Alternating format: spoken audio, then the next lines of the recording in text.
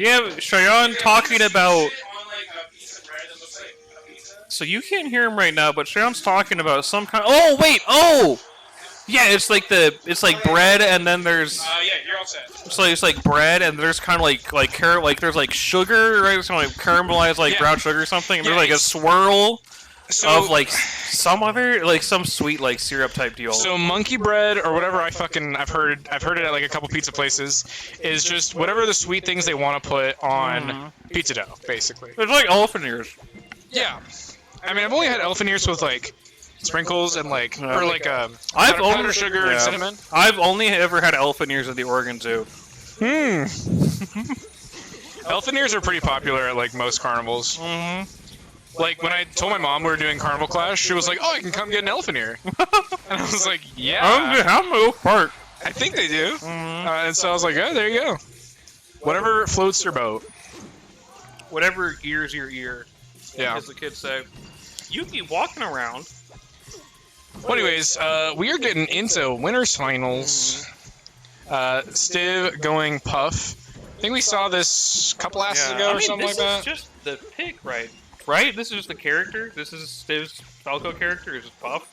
At this point, I guess so, yeah. Which is... I've seen it quite a bit, so... Oh, no. The idea of a Fox main going any other character for any matchup is always just kind of funny to me. Yeah. As someone who does not have the luxury of maining Fox, just the idea of a Fox playing a different character for any matchup is like... I would argue that Foxes have the same feeling that like Marths have, where it's like you kind of do win every matchup, but like sometimes you feel it's like sometimes like I can get like going a different character on like FD versus Marth, like that one makes sense. Yeah. But like going a wholesale different character for every single stage is just like it just doesn't seem right to me. As a good honorable floaty mid tier player. As someone that plays the best floaty mid tier in the game, Sheik. Yeah, that is the best mid tier. Yeah. I would play Fox against Falco if I had Fox main capabilities. Yeah, Fox is pretty good. Pretty good guy. Often Samoa. Samoas are the best Girl Scout cookie. Thin Mint second. What's your favorite Girl Scout cookie? I think we should hit the nail on the head. I think Samoa. I used to be a Thin Mint #1 type of person, and then I had a Samoa for the first time. No, also I think Thin Mints. I mean, I love Thin Mints like the next guy, right? But I think Thin Mints do get old. The lemon ones are pretty good too. Lemon ones are but good. Like Samoas, they just have so much like there's so many different mouth feels in the Samoa. So many different flavors. You got the crunchiness and you got the gooiness. It's almost like a Snickers bar where you get like multiple different vibes in the same thing. Yuki's trying her best to take out the cables of the Wii. Yeah, that would be quite rough. Yeah. I won't lie. The dogs they took. Did you see they took out a setup? No. Yeah. Is the screen shattered? No. Well, they took out one of the. There's a Wii that I think is frozen when it goes into melee now. Oh no. Because the puppers were running around when they were like at peak activity. I may have to put up a barrier around the setups next time. Like they were just, sprinting around the yard, Jerry and Yuki. Yeah. And then they sprinted like along the wall, right? People were sitting down. They sprinted like in front of one of the wall setups. Yeah. And just took out the cords. And then the Wii fell down onto the ground. That kind of makes sense. Yeah. Have you ever played Melee in a greenhouse? No. Would you like to this winter at Knoxbox 5? Yeah, sure. with your neighbor? Yeah, if I get in the tunnel? If I get a big enough greenhouse, I'll just run garage inside greenhouse and shed. What does... We'll have like a fucking... You'll have like parade between each place to play your set. Dude, I mean, okay, so you know how in some cities... Yeah. Like some universities, like that, in places where it gets really cold... A lot of stuff's going in there, right? Like, in places where it gets really cold, there will be, like, tunnels, like, underground tunnels, Ooh, right? Yeah, you can walk through, or, like, walkways throughout the city that are, like, covered Have you heard of underground tunnels under America that are hiding all the wealth? Is that something that the landlords know about? Is that something you have access to? No. Are you not at that level yet? You haven't ascended? I've just heard whispers.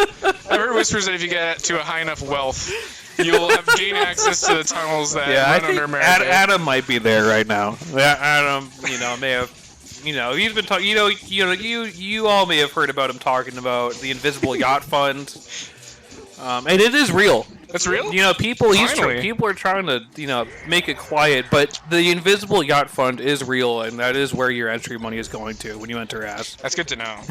I mean, I always put $5 into the thing, and I never get it back, so I figure it must be going to something But nice. yeah, we should have a tournament where, like, it's all in, like, in the wintertime, it's all in, like, a heated tunnel system. Right. And you can like hop on a trolley. Oh, like that'd be so the sick. TO tells you, okay, you're planning on a setup in sector Zeta 5. Dude, that'd be like group Now, Minecraft. yeah. It's like a group Minecraft. Yeah, you just server. hop on a minecart and take a ride over to the Zeta sector. And then play your set. Oh, that's pretty sick up at rest. Oh, also, I have not. Oh yeah, Stiv up 1-0 right now. I mean, Stiv's Puff is real. I hate that Stiv's Puff is real. It's definitely real. Yeah. I mean, I would say villain arc, but it's just Puff. Yeah. It's not really a villain thing. Oh, It's just I like weird playing Puff, so I soft play downer Puff, hit you know? there. I think if Falco gets hard hit downer in that spot, it just kills Puff. But he got soft hit downer instead, and Puff just lived. Right. Really unfortunate. Oh, nice Alright. little mix up there.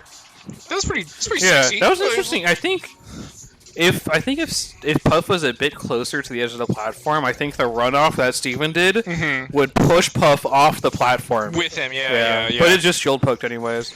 Totally. Oh, Puff. Yeah, two close games. Yeah, aspiring young player, aspiring young Puff main Stiv versus aspiring young Falco main FatGoku. Yeah, this really is a new age battle. Yeah, this is a real. It's because New like age if battle. you imagine you go back maybe 2 or so years or whatever. Oh my goodness, you go back 2-3 years when Stiv was really coming up, and when Steven was still playing Fox, and you go back and tell Oregon Melee show them this winner's finals, this is what we're going to have. In 2023, we're going to have Stiv on Puff versus FatGoku on Falco in Winners Finals. I'd probably be like, oh, okay. I'd be like, alright. Who are the Stiv guys? Probably pretty good at Puff main, but...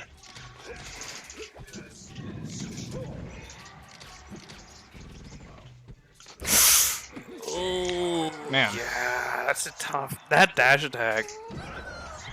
Yeah, it's that dash attack, that spacey dash attack is so weird. Because it's so enticing as a spacey player.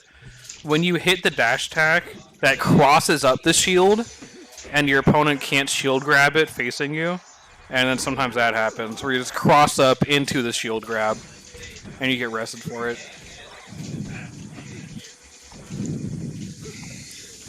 I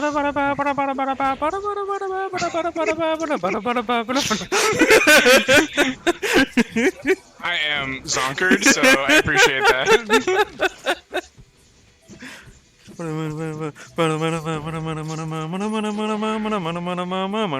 Alright. That's a 3-0. Alright. Yeah. Steven FatGoku's still in this. Yeah, we still His got battle another is set, not his at his least. battle may be over, but the war is not. Yeah, Yuki on the scene.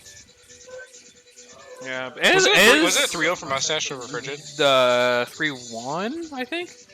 Yeah, it was 3-0. Okay, yeah. But yeah, as the last dog remaining of the Yuki and Jerry power team, yeah, Yuki has to essentially bring the chaos of 2 different dogs as one dog. It's